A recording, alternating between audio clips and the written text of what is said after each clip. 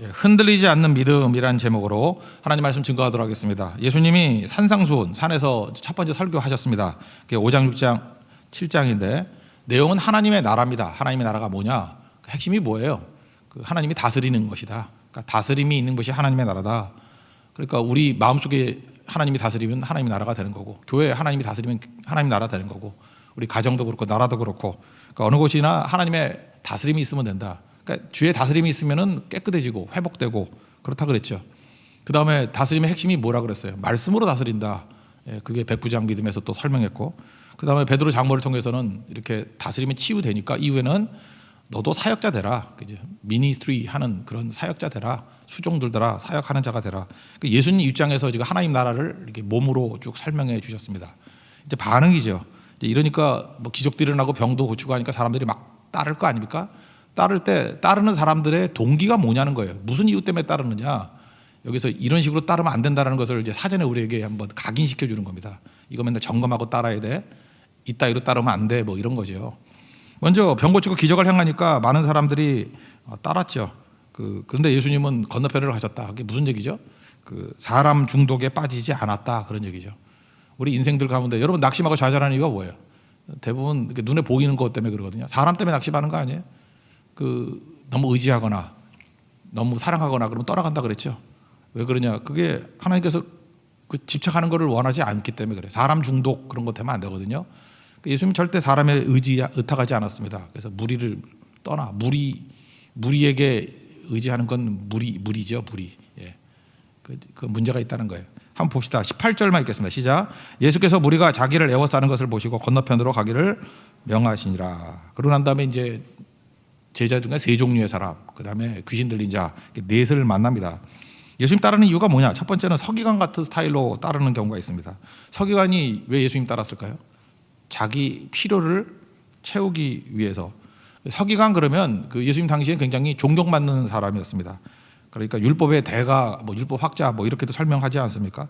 그러니까 예수님이 따르는 사람 가운데 서기관도 있었다 그러면은 이거 유명한 사람이거든요. 좀 이렇게 권위 있는 사람이거든요.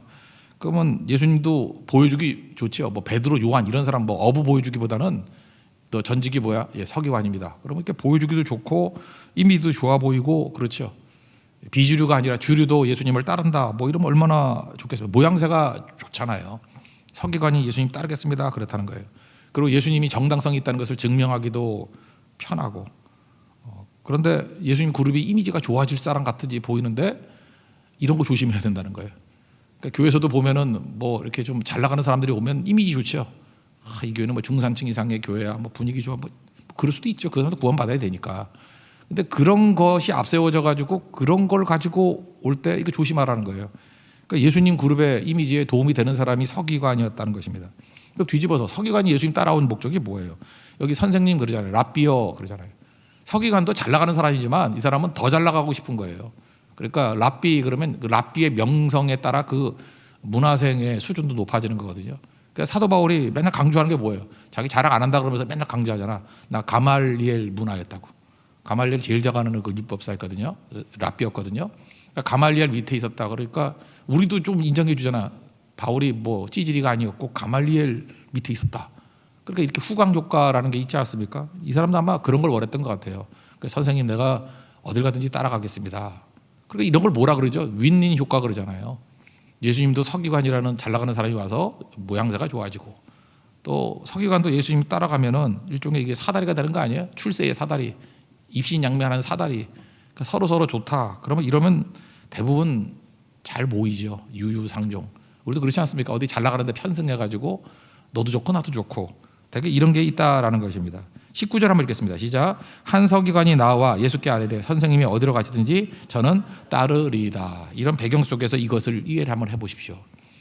그럼 예수님도 이게 좋을 것 같이 보이는데 예수님은 선문답 같이 얘기를 합니다. 뭐라고 얘기하느냐? 예수님 대답 한번 읽어봅시다. 먼저 시작. 20절입니다. 시작. 예수께서 이르시되 여우도 굴이 있고 공중에서도 거처가 있을 때 인자는 머리 둘 곳이 없다 하시더라. 예수님은 서기관의 생각을 읽으셨습니다. 서기관의 마음을 읽으셨습니다. 서기관의 속셈을 아시는 거죠. 찬물을 껴는 거예요. 너 출세의 사다리를 얻으려고 나를 온 것 같은데 말은 안 하지만 그런 거죠. 네 계산에 맞지 않아. 나는 출세의 사달이 안 될 거야. 그리고 내가 어느 정도인지 아냐. 출세의 사달인커녕 야 여우도 굴이 있고 뭐 공중에서도 거처가 있다. 근데 나 거지야. 나 이렇게 어디다 이렇게 의탁하려는 그런 세상적인 뭐 그런 거 없어.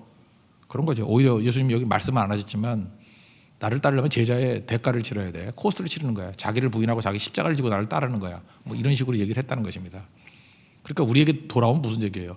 자기 내 필요를 중심으로 예수님 따르면 이게 동기가 잘못됐다는 거. 이렇게 되면은 이거 서기관 같은 따름이라는 것입니다. 근데 우리가 얼마나 그런 게 많아요.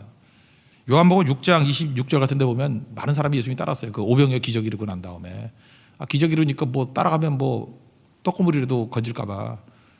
예수님이 이렇게 말씀하십니다. 너희가 나를 찾는 것은 떡 먹고 배부른 까닭이라. 떡 때문에 온 거라 이거죠. 떡 때문에. 그런 것도 원해서 떡고물 때문에 왔다. 사도행전에 보니까 마술사 시몬이 있지 않습니까? 그 바울에게 와가지고 성령 돈 주고 성령 팔라고. 그 성령 충만해지길 원하는 목적이 뭐예요? 자기 이익을 위해서. 다 이런 거죠. 이게 서기관유예요. 근데 이거 함부로 비난하기도 힘든 게 우리 안에도 그런 게 있을 수 있죠. 이렇게 따르는 거 아니다 그런 얘기죠. 첫 번째 서기관 같이 따르면 안 된다. 그러니까 내 필요한 게 뭐예요? 중심이 나잖아요. 내가 중심이고 내 필요를 채우기 위해서 예수님이 악세사리 같이 필요한 거고 사다리 같이 필요한 거고 징검다리 같이 필요한 거고 이렇게 되면 안 되는 거다. 너희들 따를 때 이렇게 따르는 거는 항상 경계해야 돼. 이게 첫 번째 메시지예요. 서기관 같이 따르지 않게 하옵소서. 이게 첫 번째입니다. 또 두 번째 따르는 건 뭐냐 하면 이거는 아버지 먼저 장사 지내고 오겠습니다 라고 하는 거죠. 이거는 우선순위죠. 근데 돈이 우선순위가 됐다는 거예요. 예수님이 다스려야 되는데 돈이 다스리게 만든다 뭐 이런 거겠죠. 여기서 먼저라는 단어가 나오지 않습니까? 먼저. 예수님 말고 먼저가 있으면은 이것도 또 문제가 된다는 거예요. 우리 그럴 수 있죠. 예수님 2등으로 살아갑니다. 제일 사랑하는 것의 대적은 대적이 아니라 2등이죠. 2등. 예수님이 2등이 되면은 이게 문제가 된다 그런 거죠. 사실 이거 얼핏 읽어보면은 우리 같은 유교 국가에서는 비상식적이지 않습니까? 이게 유교 국가 아니라 그래도 그렇죠. 전 세계 모든 문화를 봐도 부모님이 돌아가시면 자식이 장례 치르는 건 상식입니다. 그러지 않은 문화가 어디 있어요? 근데 예수님이 뭐라 그래요? 그 장례 지내고 온다 그랬더니 먼저 나 따르라고. 그거 좀 이상하지 않습니까? 이건 이렇게 해석을 해야 된다고 생각합니다. 유대인들은요, 그 부모님 유산 받는 게 되게 중요한 거거든요. 유산. 그러니까 이거를 해석을 그렇게 하는데 저는 그 해석이 맞다고 생각해요. 지금 부모님이 당장 장례를 치렀다. 그럼 뭐 하루 이틀 그거 뭐 문제겠어요? 뭐 3, 4일게 문제겠어요? 그거 아니고 지금 이 사람이 말하는 건 뭐냐면 부모님이 나이 드셨습니다. 연세가 드셨습니다. 내가 부모님 잘 모시다가 곧 돌아가실 거니까 돌아가시고 그 유산과 정려 이런 거 잘 마무리 짓고 그 다음에 주님 따르겠습니다. 그런 거예요. 우리 가운데도 그런 거 되게 많죠. 뭘 하려고 그러면 항상 내 앞에 먼저 해야 될 것들이 있다고요. 뭐해서 주님 이거 하려고 그러면 해라. 주님이 이게 부르심이 있잖아요. 뭐 하라 그러면 주님 내가 지금 이게 학위 마무리를 져야 되는데 이 박사학위 마무리 요거 1년이면 되거든요. 이거 하고 갈게요. 제가 볼 때 부르시는 그 뜨거움이 있는 상태에서 1년만 있고 갈게요. 그래서 다시 움직이기 어렵다는 거 아시죠? 우리 그런 거 얼마나 많이 했습니까? 그때 뜨거웠는데 1년 지나면 다 식잖아요. 1년 동안 마귀가 가만두겠어요? 선교사 파송도 그런 거 있어요. 선교사 나가는데 몰라요. 내가 선입견인지 모르죠. 무슨 뭐 박사학위가 꼭 필요한가? 근데 그러신 분들이 있어요. 요거 학위 끝나고 난 다음에 파송 받겠다고. 근데 제 느낌엔 한 반 이상 못 가는 경우가 많더라고요. 선교사라 그러는데 지금 어디서 강의하고 있어. 뭐 강의가 나쁘다는 건 아닌데 처음 부르심이 선교사였다 그러면 선교사로 가는 것이 맞는 것 같은데 그 1년 유예하다가 보니까 뭐 자기가 원래 부르신 곳이 아닌 다른 곳에 서 있는 모습도 있게 되는 걸 보게 됩니다. 뭐 이런 걸 얘기하는 거죠. 부자 청년하고 똑같은 거죠. 부자 청년 그 뭐 얼마나 헌신적입니까? 예수님 잘 따르겠다 그러고 그때 예수님 뭐라 그래요? 먼저죠. 소유 팔아가지고 가난한 사람들에게 나눠주고 따르라고. 그러니까 뭐예요? 이게 걸치작거리는 거. 이렇게 순종하고 부르심에 문제가 되는 거 그 포기해버리고 버려버리고 그냥 당장 따라. 그랬더니 마태복음 19장 22절 뒤쪽에 나오는데 청년이 재물이 많음으로 이 말씀을 듣고 근심하고 간이라가 아니라 떠나갔다죠. 그러니까 이런 일이 얼마나 많습니까? 우리에게도 먼저가 있는 거죠. 먼저. 예수님 산상순에 나오잖아요. 너희는 먼저 그의 나라와 그의 의를 구하라. 나라가 뭐예요? 주님이 다스림. 먼저 다스림에 순종하라 그 얘기죠. 먼저 다스림에 순종하라. 이거 아니면 안 된다 그런 겁니다. 읽어봅시다. 21절 22절입니다. 시작. 제자 중에 또 한 사람이 이르되 주여 내가 먼저 가서 내 아버지를 장사하게 허락하옵소서. 예수께서 이르시되 죽은 자들이 그들의 죽은 자들을 장사하게 하고 너는 나를 따르라 하시니라. 22절도 뭐 해석이 쉽진 않죠. 죽은 자들이 죽은 자를 장사한다. 그러니까 앞에 죽은 자는 영적으로 죽은 자들이, 뒤에 죽은 자는 뭐 육적으로 죽은 자를 장사하게 하라. 뭐 그렇게 해석한다 그러는데 뭐 그러니까 기회 놓치지 말라. 뭐 그렇게 해석하면 제일 좋다고 생각을 합니다. 그다음에 세 번째 나오는 게 이제 가까운 제자들. 다른 경우 이게 예수님의 12제자인 것 같아요. 풍랑이 임했습니다. 그러니까 예수님을 따르는 동기인데 동행을 하잖아요. 동행을 하는데 믿음이 없는 거예요. 그래서 믿음 없이 항상 흔들려요. 믿음이 흔들리는 사람들. 그러니까 주님 따르려고 그러면 흔들리지 않는 믿음 가져야 되는데 믿음이 흔들리니까 맨날 무서워하고 놀라고 그러는 거죠.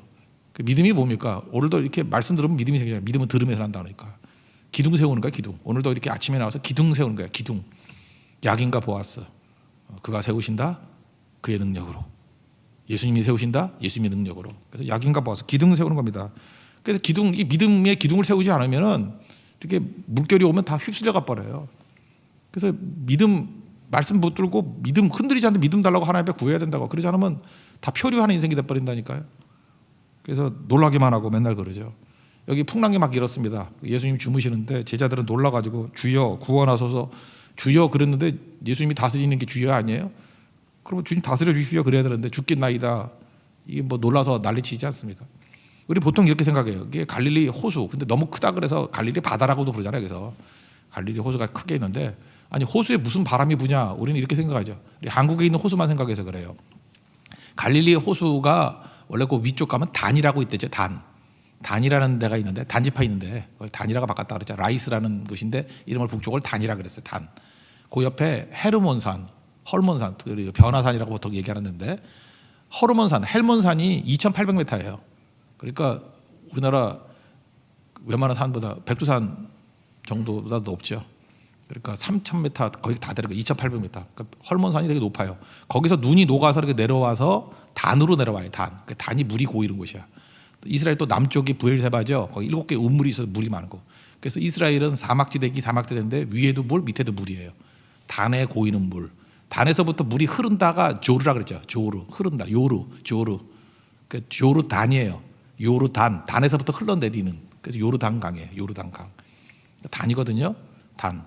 단에서 흘러서 그 갈릴리 호수까지 모이거든요. 요단강이 그게 호수 위쪽을 상 요르단이라 그러고 요르단부터 사해까지를 하 요르단이라 그래요.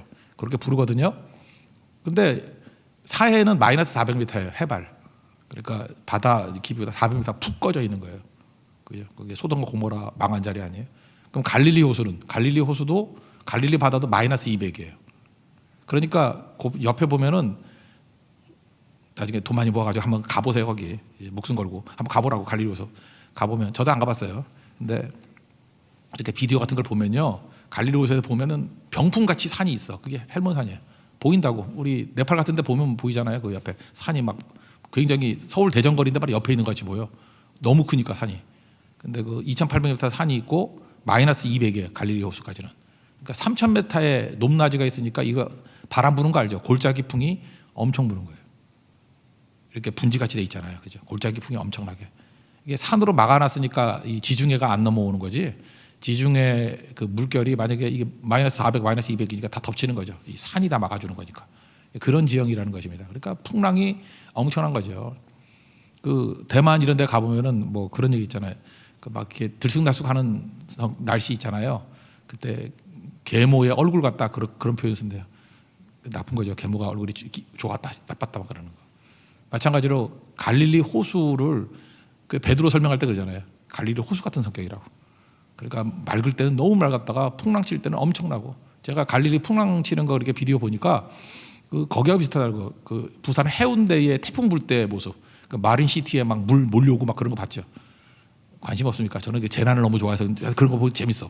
그죠? 막 파도가 아파트 막 넘어오고 지하 주차장까지 막 물이 찰라 그러고 막 그런 게 갈릴리 호수였다라는 거예요. 그러니까 그때 그런 풍랑을 당하게 되었다. 그러니까 얼마나 힘들겠습니까? 그죠? 제자들도 어부주신도 많았지만 너무너무 힘들어가지고 그죠? 예수님 살려주세요. 또 일어나십시오. 뭐 이런 모습들이 있는 거죠. 왜냐? 그들이 너무 지친 거예요. 풍랑에 너무 지쳐가지고 이런 모습을 보이더라는 것입니다. 그때 예수님이 바람과 그 다음에 바다를 꾸짖으셨다는 거죠. 근데 이게 사실은 바람과 바다만 꾸짖은 게 아니라 제자들의 믿음 없음도 꾸짖는 거죠. 믿음이 없는 자들아, 믿음이 작은 자들아, 왜 무서워하느냐, 그렇게 말씀하셨다. 우리도 그래요. 예수님 따라가잖아요. 이거 따라간다고. 이거 다 교인 아니에요. 이제 예배 드리는 성도들이고. 근데 예수님을 따르는데 완전히 믿음으로 의탁하지 않는 거예요. 다스려 달라는 게 아니에요. 내 생각이 따로 있는 거예요. 환경은 환경대로 따로 있고 예수님은 예수님대로 따로 있고. 그래서 문제가 오면은 그냥 난리가 나는 거야. 난리가. 요동치고. 그래서 풍랑이 종종 필요한 거죠. 왜? 내 믿음 테스트하는 거예요. 내 믿음이 어느 정도인가. 믿음이 요동치는 믿음이죠. 그럴 때 다시 굳건한 믿음으로 돌아오라. 뭐 그 말씀이겠죠. 23절부터 27절까지 한번 읽겠습니다. 시작. 배에 오르심에 제자들이 따랐더니 바다에 큰 놀이 일어나 배에 물결이 덮이게 되었을 때 예수께서는 주무시는지라 그 제자들이 나와 깨우며 이르되 주여 구원하소서 우리가 죽겠나이다. 예수께서 이르시되 어찌하여 무서워하느냐 믿음이 작은 자들아 하시고 곧 일어나사 바람과 바다를 꾸짖으시니 아주 잔잔하게 되거늘 그 사람들이 놀랍게 여겨 이르되 이가 어떠한 사람이게 바람과 바다도 순종하는가 하더라. 예수님 따르는 이유 이래가지고 안 된다. 점검하라는 거죠. 자기 필요 출세 사다리로 따르는 서기관 이거 안 되고, 그 다음에 뭐 장사 지내고 오겠습니다. 그럴 때는 내게 필요한 재물 뭐 챙길 거 챙기고 상속 증여 이거 다 마무리 짓고 가겠습니다. 뭐 학위 뭐 아니면 뭐죠 뭐 계약 이런 거 다 마무리 짓고 주님께 가겠습니다. 그러다가 아무것도 못 한다는 거예요. 아무것도. 더 중요한 걸 위해서 덜 중요한 것은 처리하고가 아니라 어떤 때 버리고 가야 될 때 있다. 이걸 보여주는 거죠. 이게 주님 따르는 동기가 돼야 된다. 그 다음에 제일 나은 사람같이 보이는데 예수님과 동행을 하면서도 믿음이 흔들흔들 해가지고 풍랑 앞에 주님 다스려 주십시오. 그러면 되는데 그러지 않고 무서워 떨고 맨날 믿음 없어도 놀라는 신앙, 믿음 없어서 항상 무서워하는 거. 그러니까 두려움은 불신하고 똑같잖아요. 그래서 예수님 다스려 주십시오. 그러면 두려움과 욕심을 이길 수 있다. 본능을 이길 수 있다. 뭐 그런 말씀입니다. 그 다음에 네 번째는 조금 칼라가 다르죠. 이제 귀신 들린 자인데 여기까지 예수님 따르는 자 같은 이건 좀 대적에 가까운 얘기죠. 귀신 들린 자가 왔습니다. 근데 그 귀신 들린 사람을 보면 안 되고 그 안에 있는 귀신을 봐야죠. 귀신을. 그 안에 인격 귀신이 말하고 있다. 이렇게 얘기합니다. 가다라라고 나오는데 다른 성경에 보면 거라사라고 나옵니다. 거라사, 가다라 다 똑같은데 갈릴리 호수 근처에 로마 사람들이요 직할령을 만들었습니다. 거기를 뭐라 그러냐면은 그 동쪽인데 요단 동편 쪽에 데가볼리. 그래서 헬라 말로 데가가 데카잖아. 데카 열이라고. 그 데가볼리 폴리스예요. 폴리스. 그 그리스 말로 폴리스라고 그러잖아요. 그래서 데가볼리 데카폴리스 10개의 로마 도시를 만들었어요. 10개 도시를 만들었어요. 그 중에 이제 한 도시에 간 거예요. 그러니까 로마 직할지니까 이스라엘 사람들은 돼지고기 안 먹잖아요. 그러니까 여기 이방인들이니까 돼지를 키우겠죠. 돼지를 키우고 있었습니다. 근데 거기에 그 무덤 사이에 이제 귀신 들린 사람이 있습니다. 사람들이 힘이 너무 세고 막 그러니까 안 가요. 근데 예수님 거기를 가셨습니다. 예수님 가실 때 귀신이 예수님 알아본 거예요. 이게 보세요. 뭐 다 모르는데 귀신들은 알아보잖아요. 그래서 우리 말에도 있잖아요. 귀신같이 알아본다고. 귀신이 예수님 알아보는 거예요. 그래서 하나님의 아들입니다. 그리고 무슨 상관이 있습니까? 때가 아닌데 왜 오셔가지고 우리를 괴롭힙니까? 막 이러면서 떠들더라는 거예요. 28절 29절 읽겠습니다. 시작. 또 예수께서 건너편 가다라 지방에 가심에 귀신 들린 자 둘이 무덤 사이에서 나와 예수를 만나니 그들은 몹시 사나워 아무도 그 길로 지나갈 수 없을 지경이더라. 이에 그들이 소리질러 이르되 하나님의 아들이여 우리가 당신과 무슨 상관이 있나이까? 때가 이르기 전에 우리를 괴롭게 하려고 여기 오셨나이까 하더니. 그러니까 뭐예요? 자기들이 이제 무저갱에 지옥에 갈 걸 알고 있는 거죠. 근데 아직 때가 아닌데 왜 이렇게 오셨습니까? 이런 거죠. 저는 이걸 보면서 이게 영적으로 예수님이 보라는 거예요. 크리스찬들이 이 땅을 살아갈 때 이게 그냥 사람이 사람끼리 사는 게 아니라는 거예요. 이게 귀신과 마귀가 영적으로 우리를 넘어뜨리고 있다는 거예요. 계속. 이거 많이 느끼는 게 뭐냐면 여기서 여러분들 자녀들 나오면 신앙생활 잘하게 하십시오. 모태신앙이 되게 중요한 거거든요. 어려서부터 기도하고 예배드리고 이러면은 그 믿음이 든든하게 지켜서 이렇게 귀신 장난치고 하는 거 별로 없어요. 이게 모태신앙이고 오랜 대까지 믿고 뭐 아버지가 장로님이고 뭐 집사님이고 이런 분들이 나쁜 게 아니라 되게 좋은 거예요. 생각보다 영적으로 강건해요. 이거 잘 보세요. 모태신앙들 보면은 생각보다 이렇게 넘어지는 거 많이 없어. 떠나갔다간 돌아오고 그러죠. 그래서 그 믿음 만만하게 보면 안 된다라는 것입니다. 그러니까 귀신의 공격으로부터 내가 볼 때 좀 약간 자유로운 것 같은 것도 있어요. 반면에 이제 중간에 믿었거나 아니면 집안이 저도 이제 제가 아는 동역자들 가운데 뭐 무당 아들인데 목사 되신 분도 있고 그래요. 근데 시험이 너무너무 많은 것 같아요. 시험이 많고 제가 그냥 이렇게 생각을 해봤어요. 이름은 얘기 안 할 테니까. 내가 그 몇몇 친구들 이렇게 쭉 보고 하면은 일단은 그렇게 좌절할 일이 많아. 근데 겉으로는 이제 중간에 믿었으니까 얼마나 뜨겁겠습니까? 그죠? 막 뜨겁고 그런데 이게 꼭 헐몬산에서부터 이 사회까지 떨어지는 것 같아. 골짜기 풍 같이 막 뜨거웠다가 좌절을 하고 낙심하고 그래서 또 좀 되면 또 병이 나네. 병이 나가지고 뭐 힘들고 또 가서 친구들이 가서 또 기도해주고 도와주고 또 이게 사역을 하려고 그러면 사역도 이렇게 시험이 많아. 여러분 잊지 말라고요. 우리 주변에서 이런 것들의 배후에 누가 있냐면 마귀가 있는 거예요. 마귀가 귀신들이 막 역사하고 있는 거라고. 지금 팬데믹 이러면 이게 전염병으로만 끝나는 겁니까? 경제도 어렵고 관계도 깨지고 우리 마음은 무너져 있고 힘들어져 있고. 제가 얼마 전에 꽤 됐는데 제가 설렁탕 집에 어떤 형제하고 갔어요. 형제하고 갔는데 그 되게 잘하는 설렁탕이에요. 이름 얘기해요. 양지 설렁탕이라고. 가서 그 집에 유명한 게 그 파김치거든요. 근데 이 녀석이 그 김치를 좀 덜으려고 그랬더니 파김치를 이렇게 접시에다가 그 사람 시체 뉘어놓듯이 한 줄씩 넣는 거야. 하나씩. 그래서 내가 그랬지. 야, 너 먹는 거 장난치지 말라고. 이게 뭐냐 그랬더니 계속 그랬더니 사진을 찍더라고. 이렇게.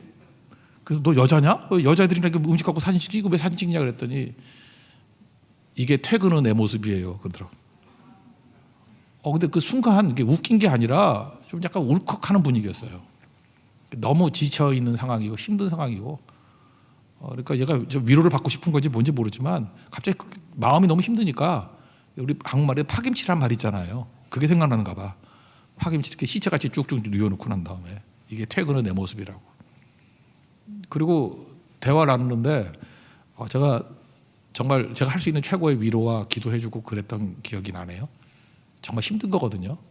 우리가 악한 마귀가 이렇게 역사해서 우리 죽이지 않아요. 그래서 주님이 다스리심을 구하지 않으면 다시 깨끗해지고 회복되는 게 어렵다는 거예요. 예수님밖에 없어요. 우리 구원의 길이 예수님밖에 없다고. 지금 상황이 이런 상황이라고요. 그러니까 아무 의지할 곳이 없는 거예요. 예수님 번이 앞에 놓이니까 이제 귀신이 그 사람을 사로잡지 못하죠. 그러니까 귀신이 그 속에 있는 귀신이 얘기하는 거예요. 지금 귀신이 돼지떼에 들어가기를 원합니다. 그런데 들어가라. 마가복음 5장에 이게 병력 구절이거든요. 군대 귀신이 들렸다 그러잖아요. 그죠? 그래서 어디로 갈래? 그랬더니 돼지떼에 들어가기를 원합니다. 그랬더니 돼지떼에 들어가서 이게 몰싸. 읽어봅시다. 30절부터 34절까지 읽겠습니다. 시작. 마침 멀리서 많은 돼지떼가 먹고 있는지라 귀신들이 예수께 간구하여 이르되 만일 우리를 쫓아내시려면 돼지떼에 들어보내주소 하니 그들에게 가라 하시니 귀신들이 나와서 돼지에게로 들어가는지라 온 떼가 비탈로 내리다라 바다에 들어가서 물에서 몰사하거늘 쉬던 자들이 다르나 시내에 들어가 이 모든 일과 귀신 들린 자의 일을 고하니 온 시내가 예수를 만나려고 나가서 보고 그 지방에서 떠나시기를 간구하더라.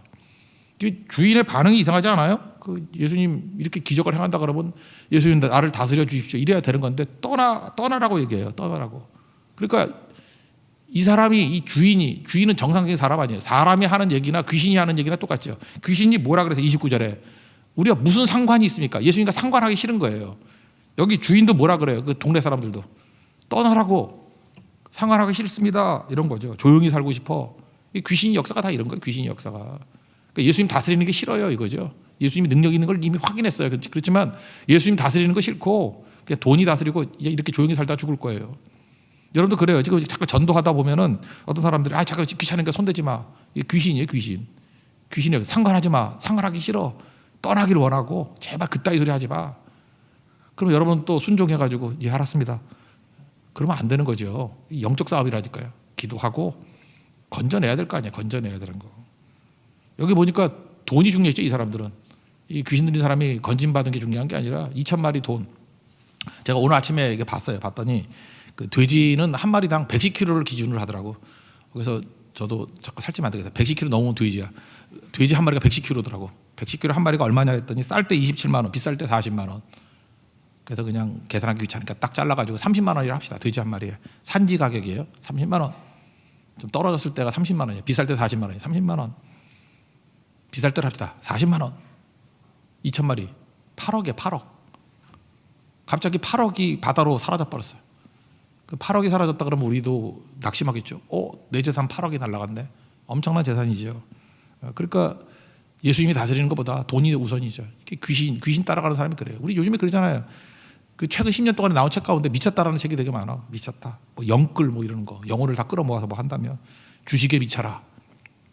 주식에 미쳐라. 아파트에 미쳐라. 코인에 미쳐라. 뭐 다 미치는 거야, 미치는 거. 이게 지금 돼지 때 치는 그 주인하고 다를 게 뭐가 있어요? 다 미치는 거죠. 예수님 말고. 예수님 내가 미쳤어도 예수를 위해서 미쳤다 그러잖아요. 이게 엉뚱한 데 미쳐가지고 이러고 가는 거죠. 그러니까 다스림에 대한 거절이죠. 오늘 이거 내부류 나오지 않습니까? 예수님 따르고자 하는 사람이 예수님 다스림 거부할 때 치명적이다. 그리고 귀신은 뭐야? 철저하게 예수님이 다스림을 거부하는 부류다. 그러니까 우리 안에 이런 불신들이 있습니다. 귀신의 세력들이 있습니다. 그러니까 이거 이기는 건 딱 하나예요. 정답은 하나예요. 주여 다스려 주옵소서. 흔들리지 않는 믿음이 되는 게 주님이 나를 다스리면 돼. NIVC예요. 나다 이버 크라이스트. 내가 죽고 예수로 살면 돼요. 내가 죽고 예수로 산다는 게 뭐예요? 갈라디아 2장 20절. 나를 다스려 주는 거죠. 온전하게 주님 다스려 주십시오. 우리 교회도 마찬가지예요. 온전하게 주님이 다스려 준다 그러면 흔들리지 않는 거고, 우리 가정도 마찬가지예요. 온전하게 주님이 다스려 준다면 흔들리지 않는 거예요. 근데 주님이 다시 않는다 그러면 서기관이 되었던 아버지 장사 지내겠다 하는 사람이든 풍랑 가운데 제자든 귀신이든 전부 다 흔들 한다는 거예요. 흔들림 없는 견고한 믿음의 종 되기를 원합니다. 주님이 다스려 주시면 약인과 보아스 됩니다. 그가 세우시고 그의 능력으로, 주님이 세우시고 주의 능력을 체험하는 믿음의 종 되기를 축원합니다. 자리에 일어나겠습니다. 채우소서 찬양하겠습니다. 흔들리지 않는 믿음 주소서.